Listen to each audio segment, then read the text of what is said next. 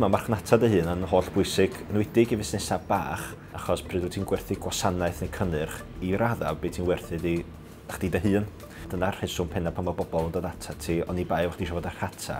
Yna farchnad, os oedd ddim awgrymu fo rhywun yn mynd i'r farchnad i drefod ar rhata, ond fwy o ran rhoi ansawdd y gwasanaeth, felly mae bobl yn cyplysu'r cynnyrch y gwasanaeth efo'r person tu ôl iddo fo.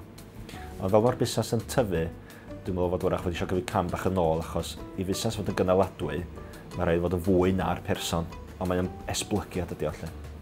I was at a sales seminar the other day, and the woman said, you know, when people market things as quality, she said, when I buy something, I'm expecting it to be quality. I don't want them to tell me it's going to be quality.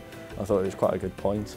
You've got to promote yourself as a professional service, but you've also got to make sure that that's what people expect from you as a company anyway, whenever they're buying anything off you, whether it's a product or service.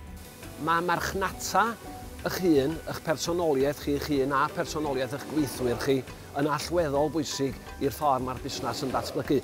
Ond i raddau dwi'n meddwl bod rhywun yn gwneud hynny'n fwriadol, nag dwi erioed wedi edrych yn theoretig ar sut mae datblygu eich personoliaeth chi o fewn busnes. Mae rhaid chi jyst bod yn ffocused ar wybod eich stwff, gwybod eich cefndir, hoffi eich cwsmeriaid, egluro iddyn nhw. Dwi'n credu yn fawr mewn yn y dywediad felly addysgu'r cwsmer.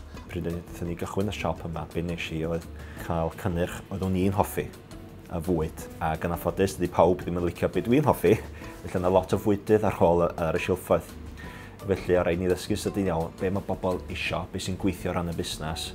A felly mae'n rhyw gydbwysedd anodd i wneud, ond mae rhaid i rywun ddeall y cysyniad o marchnata yn sydyn iawn, dwi'n meddwl, mewn busnes, ac bosib y ffordd gorau ddysgu di trwy brofiad.